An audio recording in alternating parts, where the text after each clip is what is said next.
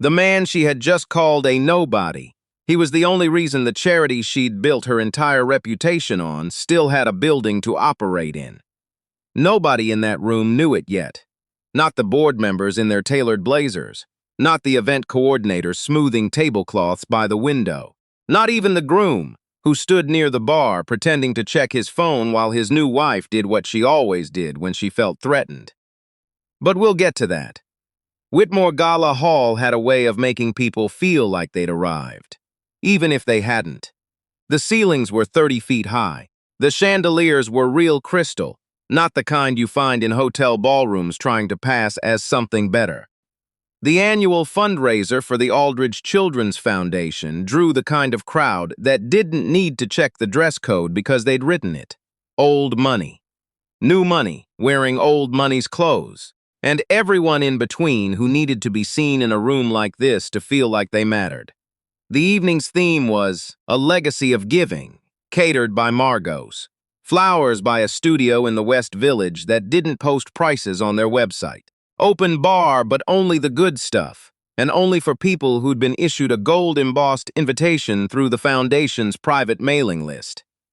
Tessa Langford had organized this event for 6 consecutive years. 6 years of seating charts and donor tiers, and making sure the lighting hit the ice sculpture at exactly the right angle during cocktail hour. She was 38, blonde in the way that suggested both money and maintenance, and married since spring to a man named Garrett. Not the Jeffrey Marsh in the old file, not anyone you'd recognize. Garrett Voss, a mid-level partner at a wealth management firm, who smiled a lot and said very little. They were still in that window of marriage where the wedding photos hadn't fully dried on the wall, and every social function felt like an extension of the reception. Tessa didn't so much run the gala as she was the gala. Her name was on the program. Her photo was in the donor wall's most recent update. She'd chaired the committee for 3 years before anyone had thought to give her the title to go along with it. She was good at this. She knew it. And she needed everyone else to know it too. That need, that particular, sharp, unexamined need, is what set everything in motion. Orion Mwangi arrived at 6:47 p.m. He came alone, which was the first thing people noticed. Not because a single guest was unusual at a gala. Plenty of donors came without a plus one, but because of how he came alone. No assistant trailing behind him. No publicist steering him toward the right people. He walked through the entrance of Whitmore Hall the way a man walks into a room he owns when he's not in the mood to explain that to anyone. He was 41. Not tall, not short. The kind of height that disappears when you're not paying attention. He wore a charcoal suit that fit well but wasn't flashy. No pocket square. The watch on his left wrist was the kind you only recognized if you knew what you were looking at, and most people in that room didn't look. His face was calm, not the performed calm of someone trying to project confidence. Actual calm. The kind that comes from not needing the room to respond to you in any particular way. He checked in at the welcome table, accepted a name tag he immediately folded into his jacket pocket, and moved toward the far end of the room where the auction items were displayed behind velvet ropes. The woman at the welcome table watched him go, then looked down at his check-in card, and then looked up again. She blinked once. She said nothing, because there was nothing to say and no one around to say it to.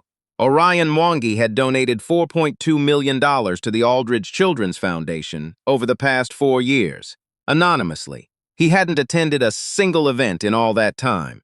Tonight was the first time he'd come in person, and he'd specifically requested, through a single email to the foundation's executive director, that his presence not be announced, his name not placed in the program, and his seating arrangement kept away from the main tables. He just wanted to see the work. That was all. Tessa saw him at the auction display around 7:15, right around the time the second round of champagne was making its way through the room. She didn't know who he was. What she saw was a black man in a suit that wasn't quite right for the room, or so she decided in the half-second she gave it, standing with his back to the crowd, leaning slightly to read the description card on a piece of donated artwork. He was holding a glass of water, not champagne, which she also noted. She crossed the room with the particular efficiency of someone who has spent 6 years making sure events like this run correctly, which meant making sure the right people were in the right places doing the right things. "Excuse me," she said. Orion straightened and turned. His expression didn't shift. "I don't believe we've met," Tessa said. "I'm Tessa Langford. I chair the Gala committee." She paused in a way that was meant to give him space to recognize the significance of that. He didn't fill the pause. "Orion," he said. She waited for a last name. He didn't offer one. "Are you a guest of someone this evening?" The question landed the way she intended it to. Not as curiosity, but as a checkpoint. "Show me your credentials. Tell me who brought you." "I received an invitation," Orionson said. "Of course," Tessa said, smiling. "I just want to make sure you're connected with whoever you came with, so they can introduce you around. These events can feel a bit overwhelming if you don't know many people." It was a gracious thing to say. It was also not what she meant. What she meant was, "Who vouched for you? Because I don't recognize you, and in this room, that means something." Orion looked at her for a moment. "I'm fine," he said, and turned back to the auction piece. That was the moment Tessa Langford made a decision she would spend a long time regretting. She found Derek Holman, the event's head of security, near the catering station at 7:22. "There's a gentleman at the auction display," she said quietly. "Charcoal suit. I'd like you to verify his invitation." Derek had done security for 6 of these galas. He'd learned early on that the people who got flagged at events like this fell into 2 categories: the ones who actually didn't belong there, and the ones who made someone like Tessa Langford uncomfortable. He'd learned to tell the difference most of the time. He found Orion at the display, asked politely for his invitation confirmation, either printed or digital, and Orion, without any visible annoyance, pulled out his phone and showed a QR code that scanned as valid on the first try. "Thank you, sir," Derek said. He went back to Tessa and told her exactly that. "Valid invitation. No issue." "Can you find out who his donor contact is?" she asked. Derek looked at her. "I'll check," he said, because that was his job, and because he wanted to see where this was going. It was Garrett who found Tessa at 7:40, right before the seated dinner began. He'd overheard the exchange with Derek from across the room. Not everything, but enough. And he'd been watching his wife with the particular expression of a man who knows better and has learned not to say so. "Tess," he said, touching her elbow. "Can I talk to you for a second? I'm handling something." "I know. That's what I want to talk about." She turned to look at him. He was smiling, but not the good kind. "He's just standing there looking at the artwork," Garrett said, keeping his voice low. "He's not bothering anyone. I don't know who he is. You don't know who half the people in this room are. I know enough about them," she said. "I know they were personally invited by board members or their major donors, or maybe he's a major donor." She made a sound that wasn't quite a laugh. "Garrett." He held her gaze for a second longer than was comfortable. Then he let it go, because that was also something he'd learned to do. Dinner was served at 8. Orion found his seat at table 14, which was near the back of the room as he'd requested. He sat with a retired pediatric surgeon named Waverly Cross and her husband, a couple from Montclair who ran a small nonprofit, and 2 younger guests who worked at the foundation in administrative roles and were thrilled to be included. The conversation at table 14 was quiet and genuine. Waverly asked Orion what had brought him to the gala. He said he'd been following the foundation's work and wanted to see it in person. She asked what kind of work he did. He said private investment. She nodded. They talked about the foundation's new after-school program on the South Side. He asked specific questions, not the vague kind that people ask when they're being polite, but the kind that show they've read the reports. Waverly noticed. She filed it away. The incident happened at 8:47, during the program's intermission. Orion had stepped away from table 14 and was standing near the back hallway, looking at a display of photographs. Children from the Foundation's programs, candid shots from field trips and tutoring sessions and summer camps. He had his hands loosely in his pockets. He was reading a caption beneath one of the photos. Tessa came from the direction of the main floor. She had 2 members of the event staff with her this time, and Derek. "Sir," she said, and her voice had changed from the earlier version. It was crisper now, more formal in the way that formality becomes a weapon. "I'm going to need to ask you to come with us." Orion turned slowly. He looked at the staff members. He looked at Derek, who was looking somewhere to the left of Orion's shoulder. "I've had confirmation that your invitation came through a general distribution list that was not authorized by the committee," Tessa said. "I'm afraid there's been a mistake, and we're going to need to ask you to leave." There was a beat of silence. "That's not accurate," Orion said. "I understand it might seem that way, but that's not accurate," he said again. "The same tone, the same volume, not raising it at all. We're going to have to insist," Tessa said. And then she did something that she perhaps did not intend to do, or perhaps she did, because there are moments when people reveal themselves in ways they've been hiding for years. She stepped forward and put her hand on Orion's arm, just above the elbow, gripping, steering. The way you move someone who doesn't have a say in where they're going. The room wasn't watching. Not most of it. But the people near the hallway were. Waverly Cross had come to look at the photographs herself, and she was standing 8 feet away. One of the foundation's administrative assistants, a woman named Janelle, 26, 4 months into her job, was directly behind Tessa. And the foundation's executive director, a man named Philip Adder, was walking toward them from the main floor. Orion didn't move. Tessa's grip tightened. "Ma'am," Derek said quietly, and there was something in his voice, a warning aimed at Tessa rather than Orion. She didn't hear it. Or she did, and she decided the warning didn't apply to her. "I have been running this event for 6 years, she said, low enough that it was almost only for Orion. "I know every donor, every board member, every person in this room who has given money to this foundation. I don't know you. That means something." Orion looked at her hand on his arm. Then he looked at her face. "It means," he said, "that you haven't done your homework." Philip Adair had been executive director of the Aldridge Children's Foundation for 11 years. He was 63, patient in the way that people who work in nonprofit leadership become patient. Because the work requires it, and because the alternative is burning out by 40. He'd been notified 2 months ago that the foundation's largest anonymous donor had made contact for the first time. He'd had one phone call with Orion, 20 minutes, during which Orion had asked the same kinds of questions he'd ask later at table 14. Specific, informed, quiet. He'd agreed to Orion's requests to attend the gala without announcement. He'd also, it turned out, forgotten to update Tessa Langford about it. That failure, minor in its origin, was about to become significant. Philip reached the hallway in time to see Tessa with her hand on Orion's arm. He stopped, he took in the scene, the staff members, Derek's expression, Orion's stillness, the small cluster of witnesses. "Tessa," he said. She turned. "Philip, good. Can you confirm to this gentleman that his invitation—" "Please let go of his arm," Philip said.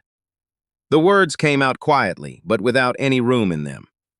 Tessa heard something in his voice she hadn't heard in 6 years of working together. Her hand dropped. Philip walked forward until he was standing beside Orion. He extended his hand. "Mr. Mwangi," he said, "I'm so sorry. This is my error, and I take full responsibility for it." The name landed in the room the way names sometimes do when they carry weight that most people in earshot don't immediately understand. Except Waverly Cross understood it.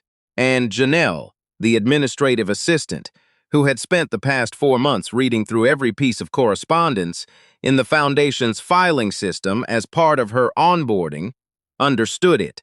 And Garrett Voss, who had just walked into the hallway after following his wife across the room for the second time that evening, understood it. He stood very still. The story of what Orion Mwangi had done for the Aldridge Children's Foundation was not a public story. That was the point. He'd given the first donation, $600,000, 4 years ago, after reading a newspaper profile of the foundation's Southside tutoring program.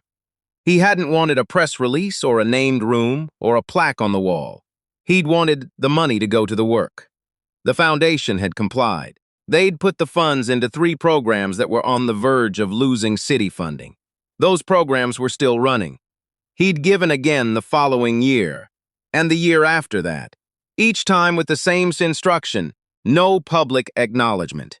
The building that housed the foundation's main offices, the building that had gone through a critical period 18 months ago when the landlord had threatened to sell the property to a developer, that building was purchased and donated to the foundation outright by Orion Mwangi through a trust, with the same instruction: no announcement, no plaque, no name on the door. The building just stayed. The programs just kept running.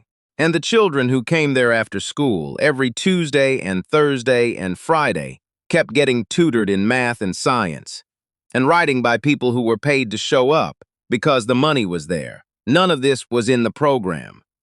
None of it was in the donor wall.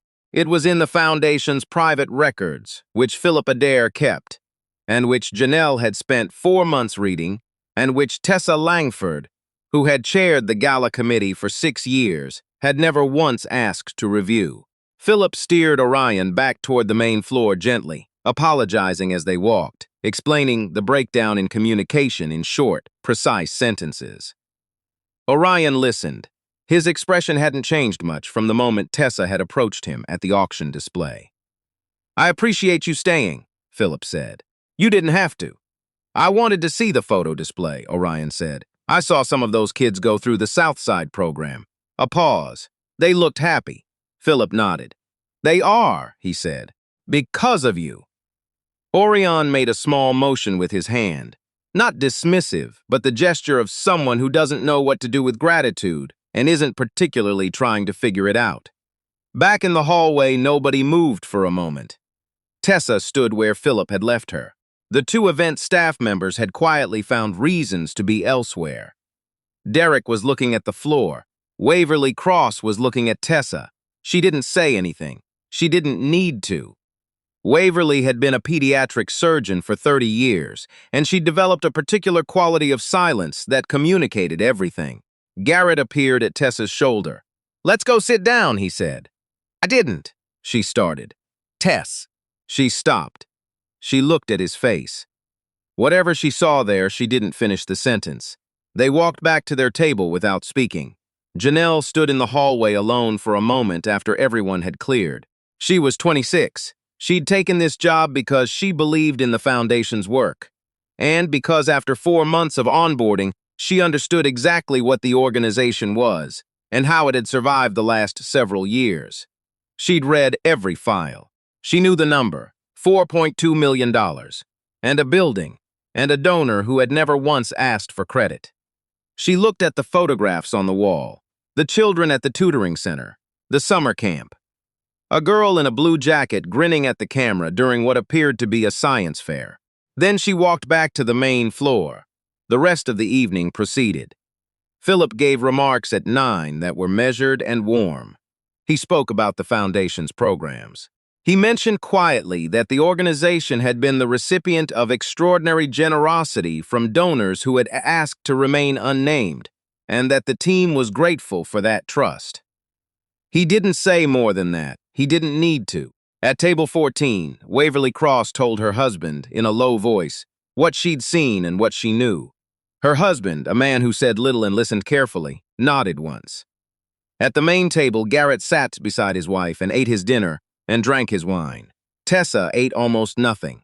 She looked at her phone once, then put it face down. She smoothed the tablecloth with her palm, once, then stopped.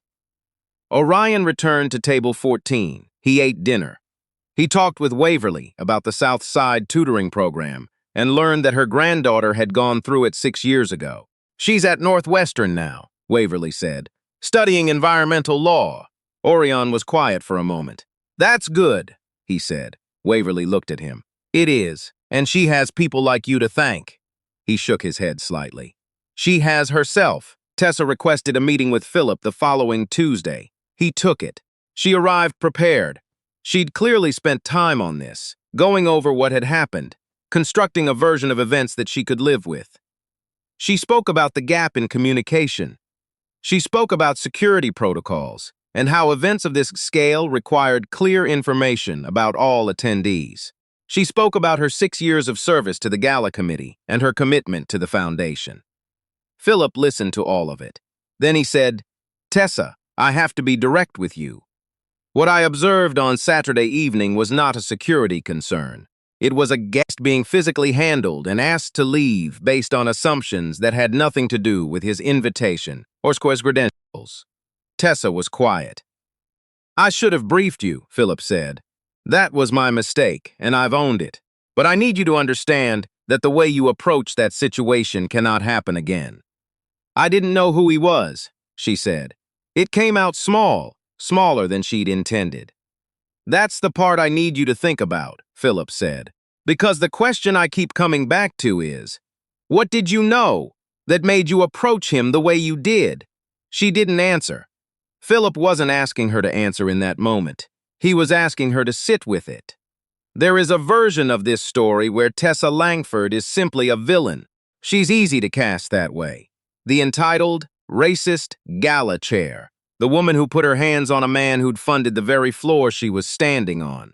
Because she looked at him and decided, in under 30 seconds, that he didn't belong. But the more difficult version, the one that's harder to put down, is the one where she's a woman who'd spent 6 years building something real, doing work that mattered, and had still never examined the reflex that told her, when she saw Orion Mwangi standing at an auction display, that she needed to question his right to be there. She hadn't checked on any other guest that evening, not the man who'd arrived late and stood alone at the bar for 40 minutes. Not the couple who'd clearly come from another event and still had their old name tags tucked in their pockets. Not the 3 people at table 9 who'd sat in the wrong seats for the first 20 minutes of dinner. She'd checked on one person. That's not nothing. And it doesn't go away because she had good intentions in other areas of her life, or because the work she'd done for the Gala for 6 years was genuine, or because she hadn't intended to be overheard, or seen or remembered this way. Garrett knew that.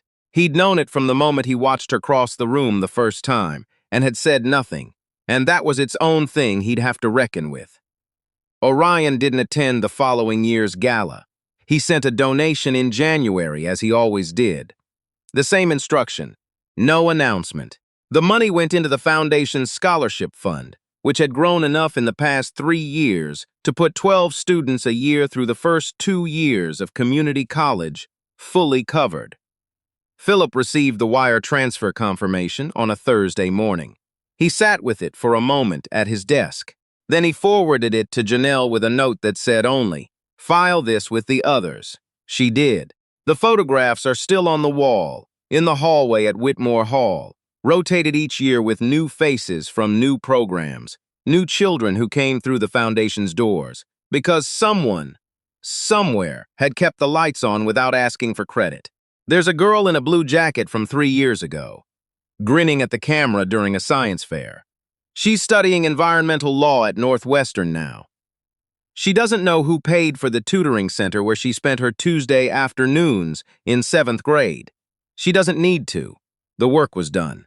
The money was there. She was there.